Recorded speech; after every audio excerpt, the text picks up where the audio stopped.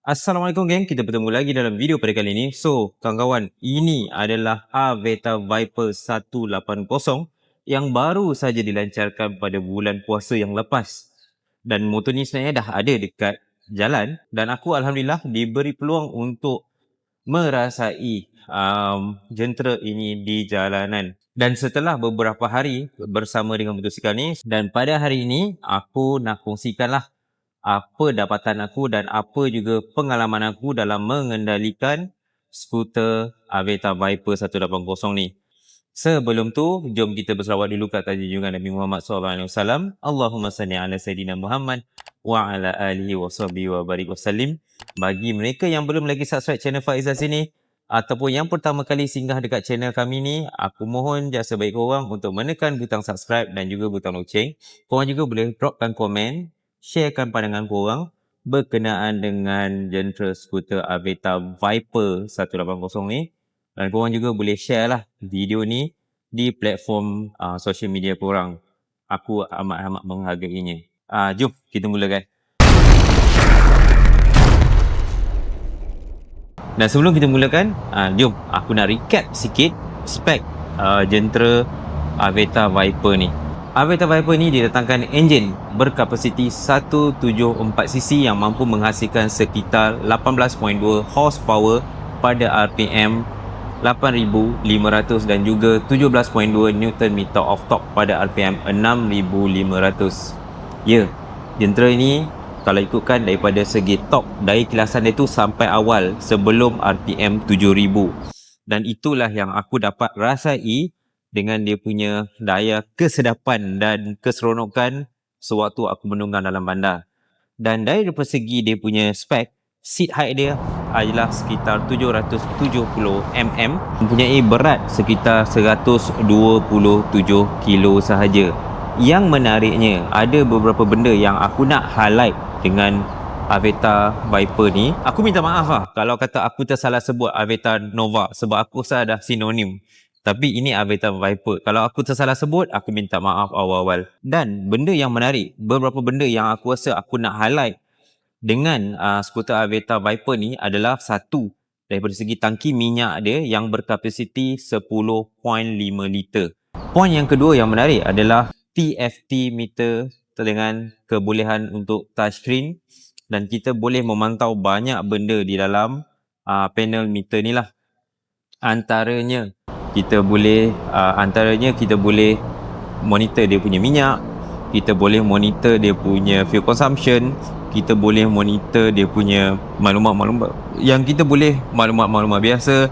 Dan yang menariknya, kita boleh tengok dia punya performance ECU dia. Kalau korang pandai, korang boleh tengok sendiri, korang boleh faham, korang boleh tengok sendiri. Untuk aku, taklah kot. Tetapi yang menariknya adalah kebolehan untuk kita touchscreen tanpa perlu menggunakan butang fizikal. Itu yang pertama. Dan yang kedua adalah sistem mapping dia, yang bagi aku memang suka. Dan benda ni telah diterapkan pun sebenarnya kepada Aveta Nova 250. Cuma Aveta Nova 250 tu bukannya touchscreen. Selain daripada rupa bentuk dia yang aku rasa amat seksi, very nice, especially bahagian hadapan ni, dia juga sebenarnya pada aku tidak keterlaluan besar. Dan itu adalah salah satu poin yang menjadikan ia sangat sesuai untuk digunakan sebagai kegunaan harian. Seterusnya adalah dia punya storage lah. Storage dia yang besar. Walau bagaimanapun, untuk storage ni bagi aku satu benda yang agak kurang adalah dari segi kedalaman storage ni. Dia lebar dan besar, tetapi dia agak cetek. Kalau helmet full face yang macam ni, okey lah, fair untuk tak boleh masuk dalam ni. Tetapi even aku gunakan helmet open face yang biasa pun sebenarnya dia agak memaksa untuk kita tutup dia punya seat lah. Tapi kalau kita pakai helmet SGV yang very simple, yang kecil tu, okey, boleh pakai, tetapi kena tekan jugalah. Tetapi kalau kata kita nak letak barang-barang yang lain, banyak barang yang boleh diletakkan dalam ni lah. So far, sewaktu perjalanan aku pergi ke Jerantuk itu hari, memang aku letak dalam ni je. Dengan jaketnya, dengan kasutnya, sliparnya, barang-barang kameranya, power banknya, bermacam-macam lagi baju hujannya, semua aku campak dalam ni. Yang tak boleh masuk, helmet je tak boleh masuk dalam tu. So itu okey lah sebab aku pakai helmet full face kan. So kita faham. Untuk video-video aku yang sebelum ni, kalau korang tengok aku test skuter Viper 180 ni, aku selalu cakap skuter ni adalah maxi skuter mini. Sebab disebabkan oleh saiz dia, enjin dia tak sampai 200 cc, tetapi seatnya didatangkan dengan seat yang bagi aku agak selesa untuk satu perjalanan yang jauh. Plus untuk kita rider ni, kita ada kelebihan yang mana dia letakkan kat sini backrest. Backrest ni memang function kan, memang function habis. Sebab memang keseluruhan perjalanan aku sekitar 300-400 km memang tak terasa langsung penat lah dan aku boleh berlunjuk. Selain daripada itu, digabungkan juga dengan floorboard dia yang agak panjang. Walau bagaimanapun, in the end, ini adalah mini scooter lah. Sebab untuk fairing ni, dia ada sangkut sikit lah dekat sini. Dia ada tutup dan kaki kita kat sini agak limited. Kalau korang seorang yang tinggi, mungkin lebih daripada 170, mungkin korang akan rasalah kaki korang tu agak limited untuk tolak ke depan bagi perjalanan yang jauh. Untuk aku berbeza sebab aku bukan seorang yang suka melunjurkan kaki sewaktu aku ride. Aku lebih suka meletakkan kaki dekat bahagian belakang ni. Begini position dia lah. Lebih kepada macam sporty looks lah. Aku lebih suka yang macam tu. A bit of mix antara motosikal adventure dan juga motosikal Thailand lah. Dan yang aku suka disebabkan handlebar yang macam ni, dia lebih ringan, lebih nimble, lebih seronok dan kita akan ada satu flexibility untuk menukarkan handlebar mengikut kita punya kehendak. Kalau korang kata perlu untuk naikkan riser dia pun tak ada masalah. Korang nak buat chopper sekalipun tak ada masalah dengan handlebar yang ni. Yang penting ikut saja dia punya size. Selain itu, untuk dia punya glove box, sebenarnya glove box dia sebenarnya agak dalam.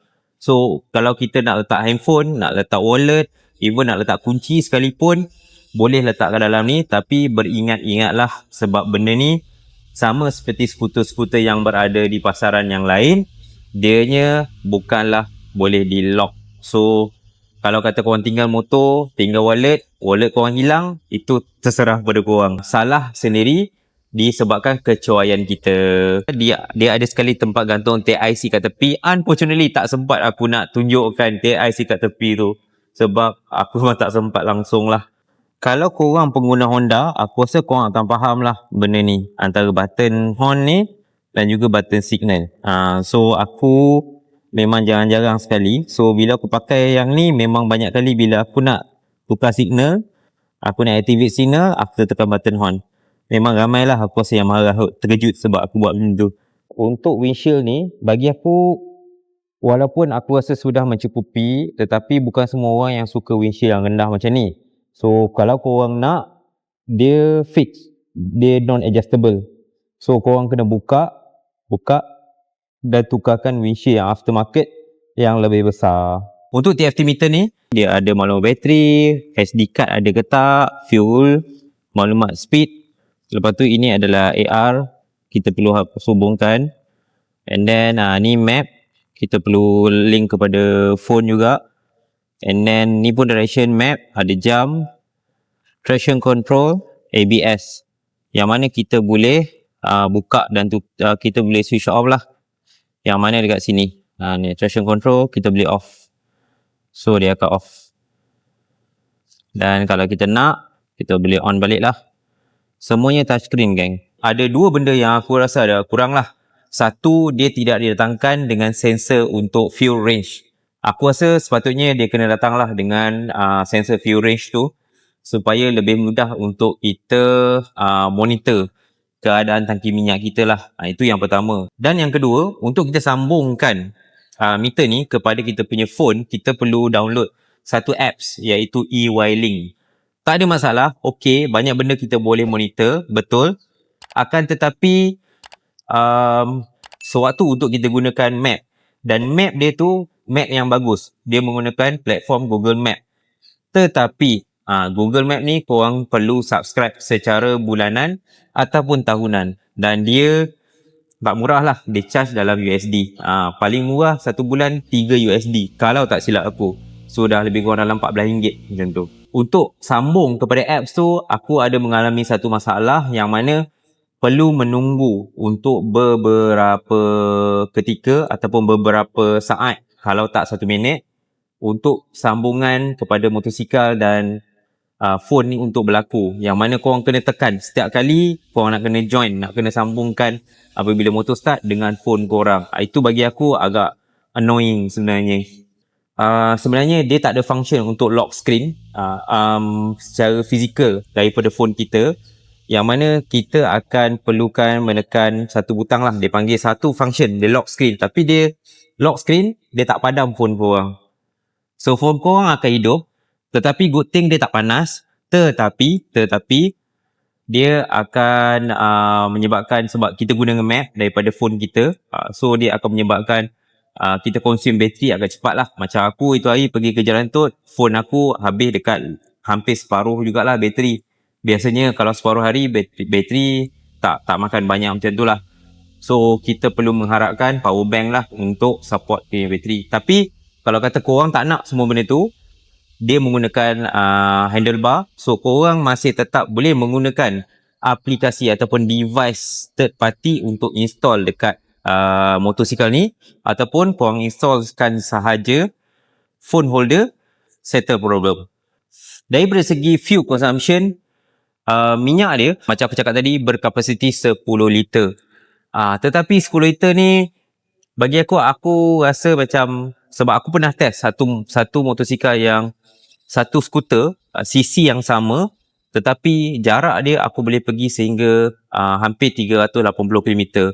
Yang ini bagi aku dia agak consume agak kuat, yang mana dia punya maksimum perjalanan aku boleh pergi hanya sehingga 270km ataupun 267 lah kalau tak habis tank. So itu bagi aku, mungkin aku nak kena check balik lah. Bagi aku agak kuat jugalah dia punya penggunaan petrol dia. Dan akhir sekali lah, untuk pemilikan dia, skuter ni dijual pada harga RM8,998. Kos maintenance dia RM1,000 yang pertama dan kemudian RM3,000 yang seterusnya lah. Untuk RM1,000 yang pertama ni sangat-sangat murah. Aku pergi buat dalam RM110 sahaja untuk satu botol minyak hitam fully synthetic 900ml plus dengan gear oil 2 botol 200ml. So itu saja. Dan next untuk servis adalah 3,000 km. Untuk yang seterusnya mungkin akan adalah untuk check CVT dalam, aku rasa tak sampai pun dalam RM50. Dan akhir sekali itu sajalah yang aku nak sharekan dengan korang, pengalaman aku dalam mengendalikan Aveta Viper 180.